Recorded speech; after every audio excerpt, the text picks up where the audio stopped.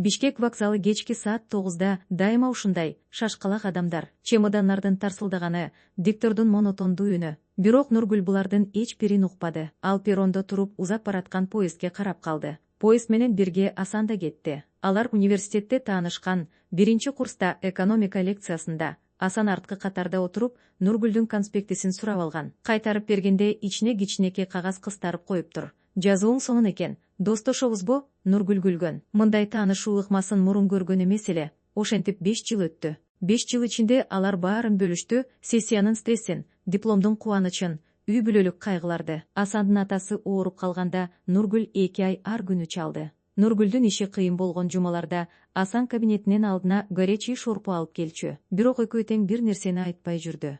Узак убакыт бою. Эки жагы тең. Перрондо туруп, Нургүл ошол 5 жылды ойлоду. Кантип баары жай эле башталды. Конспект, кагаз, жымыюу. Кантип акырындап ал Асансыз күндү элестете албай калды. Кантип Асан кеткени жөнүндө айтканда Нургүл жакшы, сага жакшы болот деп жооп берди. Ичи ооруп турса да, үйгө кайтып бараткан маршруткада телефону дирилдеди. Кеттиңби? Деп жазды Нургүл. Ооба, Алматы вокзалына эртең жетем. Жакшы жол. Асан бир топ убакыт жооп берген жок. Нургүл телефонду коюп, терезеден шаардын учуп өткөн жарыктарына карады. Ичинде оор, сүйлөп айтуу кыйын нерсе кысып турду. Ысымы жок, бирок салмагы бар нерсе. Нургүл, эмне? Эч нерсе, кутай бер. Нургүл телефонду коюп көзүн жумду. Бир жума өттү. Асан кээде кыска жазды. Жетип калдым. Иш жакшы. Бул жактын плави жаман экен. Нургүл жооп берди. Смайл жиберди. Баары жакшы дегенсиде. Бирок кечкисин жалгыз отурганда телефонду колуна алып жазып өчүрүп, дагы жазып, дагы өчүрдү. Ал эмне жазарын билчү.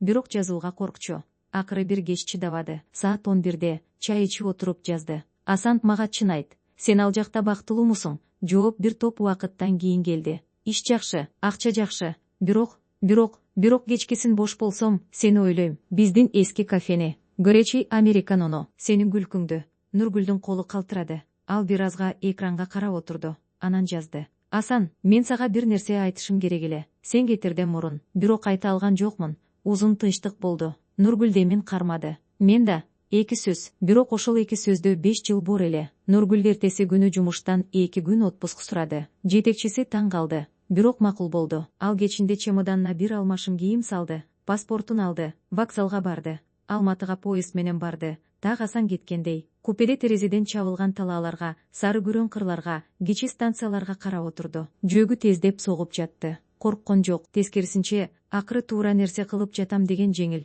таза сезим болду. Асан вокзалда күтүп турган. Нургүлдү көргөндө эч нерсе деген жок. Жөн эле алдына келип, бекем курчактады. Нургүл да колдорун анын жолуна таштады. Экөө бир азга ошентип турду. Вокзалдын ызы-чуусунда, жат шаардын ортосунда унчукпай. Эмне үчүн поезд менен келдиң? Учак тезирээк эле, деди Асан акырын, четке чыгып, анын бетине карап.